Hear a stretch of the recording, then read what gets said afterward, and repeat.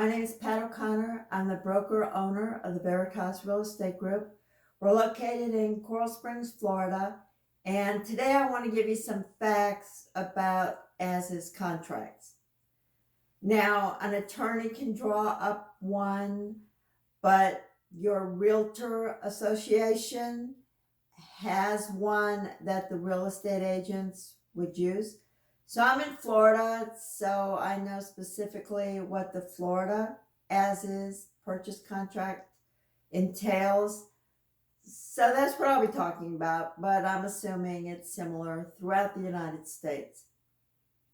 It's not bad, it's not good. How often it is used will depend on the type of real estate market that you're currently in. This is May 2022 when we're filming this, and it is still a seller's market.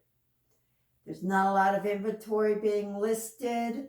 Buyers don't have a lot of choices, so the sellers can call the shots.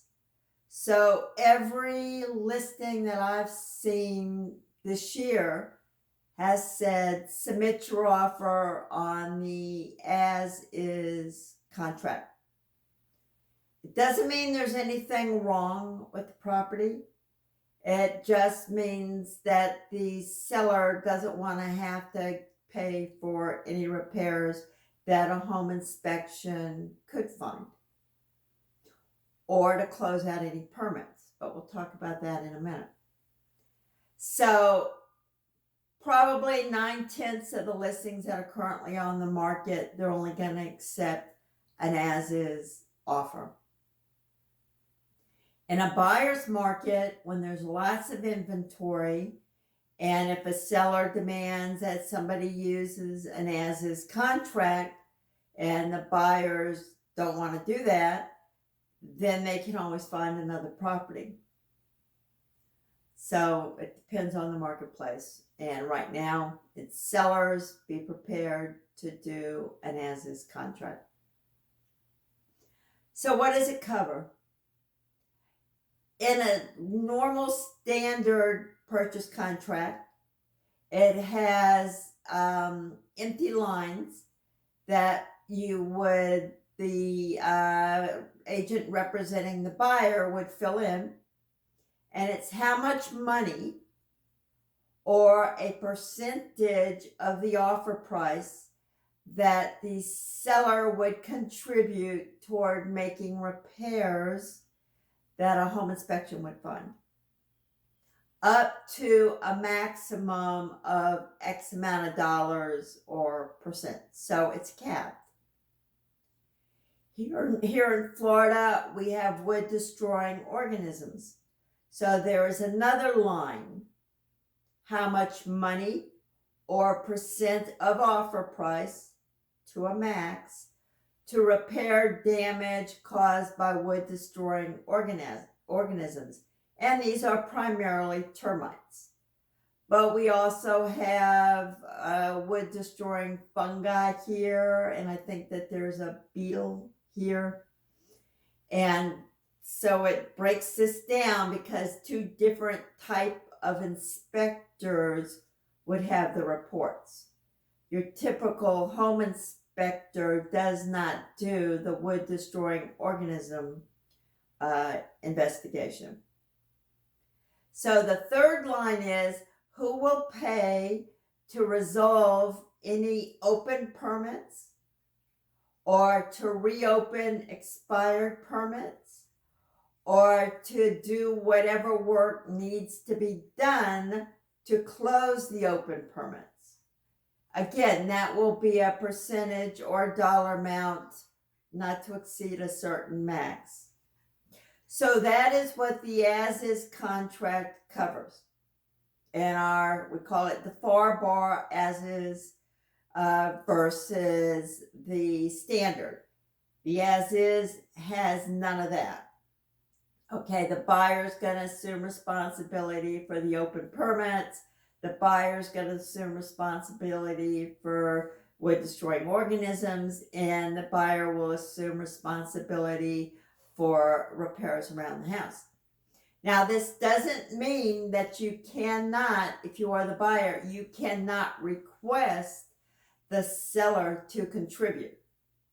It simply means that they are not contractually obligated to contribute.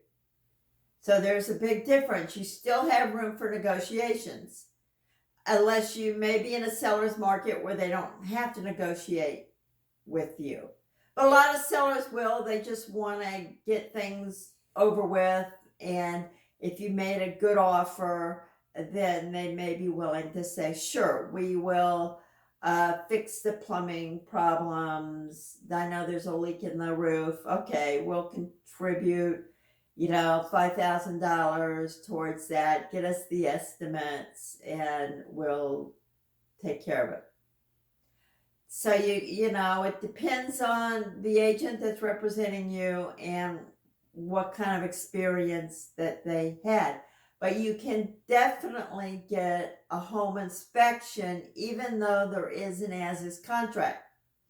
And there will be a clause in there that says you can cancel for any reason after the home inspection within the allowable time frame.